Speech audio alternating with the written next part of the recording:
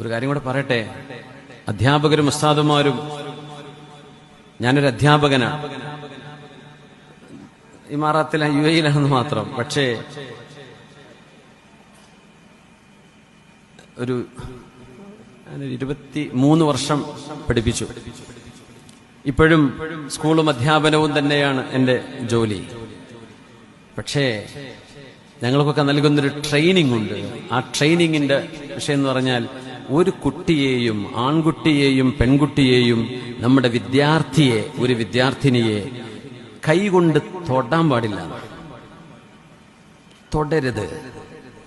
തോള് പിടിക്കാനും നിൽക്കേണ്ട, നെറ്റിയിൽ ഉമ്മ വെക്കാനും നിൽക്കേണ്ട, ഒരു നല്ല കാര്യം ചെയ്ത് ആശ്ലേഷണം ചെയ്യാനും തൊടാൻ പാടില്ല. ഒരു അധ്യാപകന്റെ കൈയും തന്റെ വിദ്യാർത്ഥിയുടെ ശരീരവും തമ്മിൽ ചേരുന്നതോടുകൂടെ ഗുരുശിഷ്യ ബന്ധത്തിന്റെ ഒരു വലിയ ഒരു മതിൽ അവിടെ പൊട്ടിത്തകരുന്നതാണ്.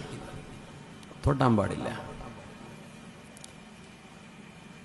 പ്രായപൂർത്തിയാകുന്ന മക്കളുണ്ടാകും, ആവാത്തവരുണ്ടാവും, ചെറിയ മക്കളുണ്ടാവും, വലിയവരുണ്ടാകും.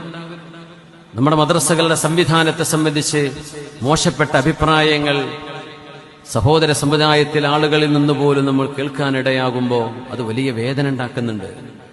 ഗുരുനാഥൻ അങ്ങനെ പെരുമാറി, ഇങ്ങനെ പെരുമാറി. ഒരു കുട്ടി അടിക്കാൻ പാടില്ല, അടിക്കാതെയും പഠിപ്പിക്കാൻ പറ്റുമെന്ന് എനിക്ക് മനസ്സിലായി. ഞാനൊക്കെ അടി കൊണ്ടാ പഠിച്ചത്. അതിൽ നിന്ന് ചില സമയത്തൊക്കെ അടി കൊണ്ടിട്ടുണ്ട്. അൽഫിയ മനപ്പാടാക്കിയിട്ടുണ്ടാവില്ല, ചിലപ്പോൾ രണ്ടുപേരും കിട്ടിയിട്ടുണ്ടാവില്ല. നമ്മൾ ഉസ്താദുമാരെ അടിച്ചിട്ടുണ്ട്, അവർ അടി കൊണ്ട് പഠിച്ചവരാ.